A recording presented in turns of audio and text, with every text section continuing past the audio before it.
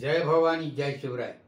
छत्रपती शिवाजी महाराज व राजमाता जिजाऊ साहेब यांना मुजरा करून मी व्याख्याता प्राचार्य दादासाहेब कोरेकर पवार आज एका अत्यंत पराक्रमी शूर अशा महिलेबद्दल जिचं नाव आहे मल्लम्मा उर्फ सावित्री देसाई, जिला कर्नाटकची वाघीण म्हटल्यास वावगं होणार नाही, अशा एका शूर स्त्रीची कथा आपल्यापुढे मांडणार आहे.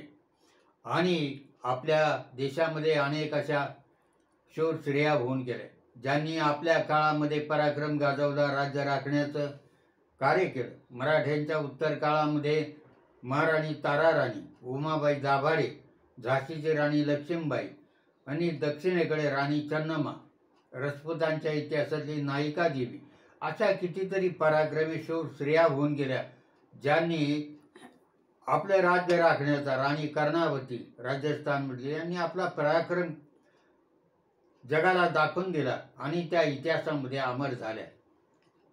परंतु दक्षिणेकडची ही वाघीण कर्नाटकमधली मल्लम्मा देसाई ही एक जागीरदाराची पत्नी होती किंवा देसाई वतनदार होती आणि तिने खुद्द छत्रपती शिवाजी महाराजांच्या सेनेला आव्हान दिलं होतं. म्हणजे बघा, ज्या सेनेनं दक्षिण उत्तर एवढा मोठा पराक्रम केला, मोठमोठे किल्ले जिंकले, त्यांना सुद्धा 1 महिना 2 महिने दाद दिली नाही अशी स्त्री. म्हणून तिला छत्रपती शिवाजी महाराजांनी पुढे तिचा गौरव केला. अर्थात महाराज दक्षिण दिग्विजयासाठी बाहेर पडले होते आणि दक्षिण दिग्विजय करताना दक्षिणेकडचा मुलूक पादाक्रांत करायचा आणि मराठ्यांचं राज्य तंजावर वगैरे भागामध्ये तर त्यांचे बंधू व्यंकोजी राजे हे कार्यरत होते. पण जंजे वगैरे भाग जिंकून घ्यायचा हा उद्देश मनाशी ठेवून महाराज दक्षिणेकडे गेले होते. कुतुबशहाची भेट घ्यायची होती आणि दक्षिणीयांच्या हाती राहे अशा प्रकारची कल्पना घेऊन ते गेले आणि महाराजांचं जंगी स्वागत झालं. महाराजांचा मुक्काम तिथे बराच दिवस कुतुबशहाकडे होता. बराच राजकीय विचारविनिमय झाला. मध्यंतरी आदिलशहाच्या ज्या सरदारांनी रयतेला त्रास दिला होता त्यांचा बंदोबस्त केला. हंबीरराव मोहिते सेनापती बरोबर होते, अनेक पराक्रमी वीर महाराजांच्या बरोबर होते आणि अशा वेळेला महाराजांनी आपला दक्षिणेकडचा मुलूक पादाक्रांत करून कर्नाटक मोहीम त्यांनी फत्ते केली. येताना आपले बंधू व्यंकोजी राजे यांची भेट घेतली. दोघांच्यात विचार विनिमय झाला आणि अशा प्रकारे दक्षिण मोहीम फत्ते करून महाराज पुन्हा रायगडाच्या दिशेने निघाले.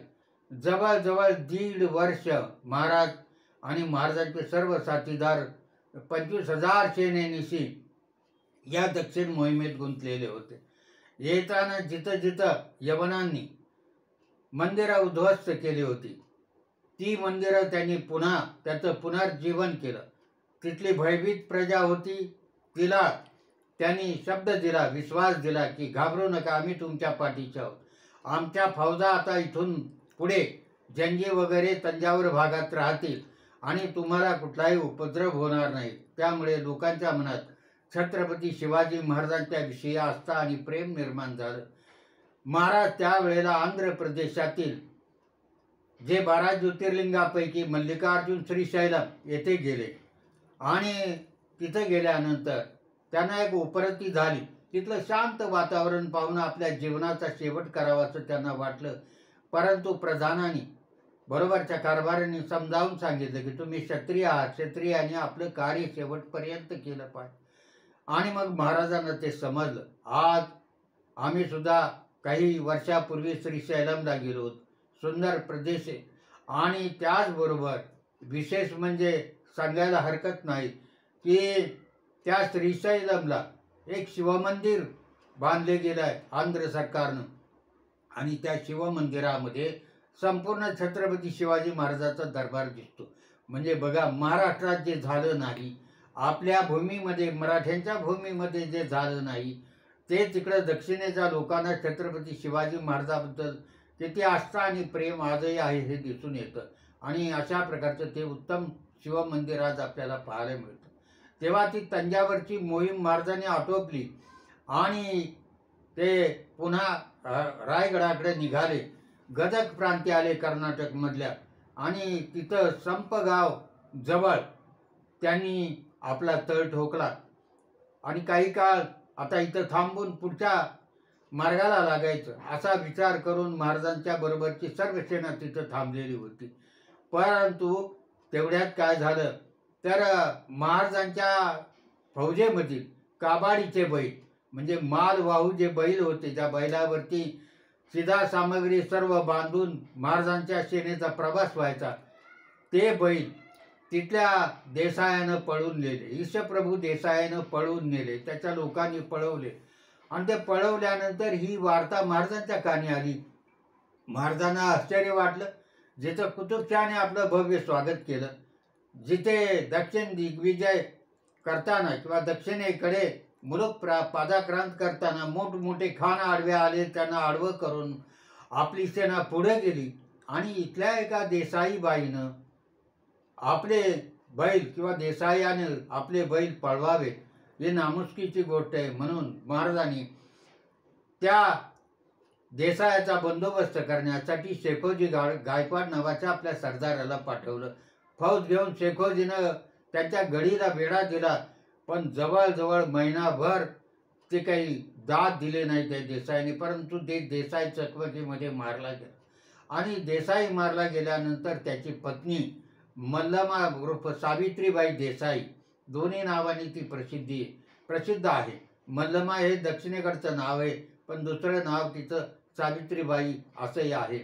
आणि त्या बाईनंही ती गडी लढवली. तिच्याबरोबर काही स्त्री सैनिकही होते, पुरुष सैनिकही होते. आणि अशा प्रकारे महाराजांचा एवढा दबदबा असताना सुद्धा तिच्या नवऱ्याने आणि तिने महाराजांच्या सेनेला पळताभुई थोडी केली. महिनाभर ती गडी लढून सुद्धा ते ताब्यात येईना, मराठ्यांच्या ताब्यात येईना, शेखोजी गायकवाडांच्या ताब्यात येईना. तेव्हा एके दिवशी शेखोजी गायकवाड महाराजांना म्हणाले की महाराज तोफखाना दिला तर बरं होईल. महाराज हसले. अहो म्हणले, मोठमोठे किल्ले जिंकले आपल्या सरदारांनी, आपल्या साथीदारांनी, तिथं पुढं तोफखाना नेला होता आणि तुम्हाला एक साधी गडी एका देसायाची पादाक्रांत करता येत नाही. चिडलेल्या या सरदार गायकवाडाने आपली फौज घेऊन गडीवर हल्ला केला, गडीचे दरवाजे तोडले आणि शेवटी देसाईबाईला म्हणजे मल्लमा देवी किंवा सावित्रीबाई देसाई यांना कैद केलं. आणि कैद केल्यानंतर त्यांना जेरबंद करून महाराजांच्या पुढे हजर केलं. आता महाराजांचा कायदा मोठा कडक होता. जर कोणी गैरव्यवहार केला तर महाराज त्याला शिक्षा दिल्याशिवाय राहणार नाही. आणि शत्रूला सुद्धा जर मुळात आव्हान त्यांनी दिलेलं असेल तर त्यालाही सोडणार नाही. आता सगळ्या सैनिकांना मोठं आश्चर्य वाटत होतं की महाराज या बाईला काय शिक्षा करणार. तिथं आल्यानंतर त्या बाईला रडू आलं. आज ती एक कैदी म्हणून महाराजांच्या पुढे उभी होती, तिच्याबरोबर तिचं लहान मुलंही होतं. आणि अशा प्रकारे त्या बाईला पुढं आणल्यानंतर अर्थात सैनिकांनी तिला बांधून आणलं होतं. महाराजांनी त्या बाईला मुक्त करायला सांगितलं आणि विचारलं की बाई, तुम्ही आमच्या सैन्यातील बैल पळून नेले, आमची खोडी केली, आम्ही तुम्हाला काही त्रास दिला नाही, आम्ही बराचसा मुलूक पादाक्रांत केला कर्नाटकचा, जागोजागचे जागीरदार वतनदार आम्हाला शरण आले आणि त्यांनी आम्हाला सहकार्य केलं आणि तुम्ही आमच्या विरुद्ध हत्यार उपसलं, तुम्हाला काय शिक्षा द्यावी. तेव्हा त्या बाईला भरून आलं आणि म्हणले, महाराज आता मी तर गुन्हा केलेला आहे, माझा नवरा तर मारला गेला, आता मला हे लहान मुलं आहे आणि तुम्ही ठरवा आता मला काय शिक्षा करायची किंवा मला सोडून द्यायचं. महाराजांनी विचार केला की शत्रू जरी असले तरी महाराज शत्रूचा सुद्धा आदर करायचे आणि विशेषतः महिलांच्या बाबत महाराजांचं धोरण अतिशय उदार होतं. कुठल्याही सरेला महाराजांच्या सेनेकडून किंवा महाराजांकडून तर नाहीच, पण फौजेकडून जरी त्रास झाला तरी त्याला कठोर अशी शिक्षा दिली जायची आणि त्यामुळे सहसा कुणीही स्त्रियांचे अवमान करत नसायचे. आणि ही स्त्री ही शौर्यानं लढली हे महाराजांनी मनोमन ओळखलं आणि याला शिक्षा काय करायची, कारण तिने मोठा पराक्रम करून दाखवला होता.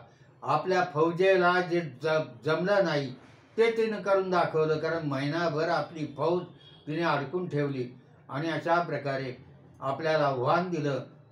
तेव्हा महाराजांनी त्या बाईंना मुक्त केलं, त्यांचा सत्कार केला, त्यांचा गुन्हा माफ केला आणि गडी आणि जवळपासची 2 गावं त्यांना त्यांच्या मुलाला एक वतन म्हणून किंवा दूध भात खाण्यासाठी त्यांच्याकडून देण्यात आलं आणि बाईंना मुक्त केलं. आता काही ठिकाणी असं म्हटलेलं आहे की सरदाराला शिक्षा केली, तिने त्या बाईंचा अवमान केला किंवा बाईंना चांगल्या प्रकारची वागणूक दिली नाही, परंतु त्याला काही अर्थ नाही, कारण की महाराजांचे कुठलेही सैनिक आणि सरदार कुठल्याही स्त्रीचा अवमान करायला धसतील असं मला वाटत नाही, कारण इतक्या कडक शिक्षा महाराजांनी स्त्रियांचा नेहमीच गौरव केला.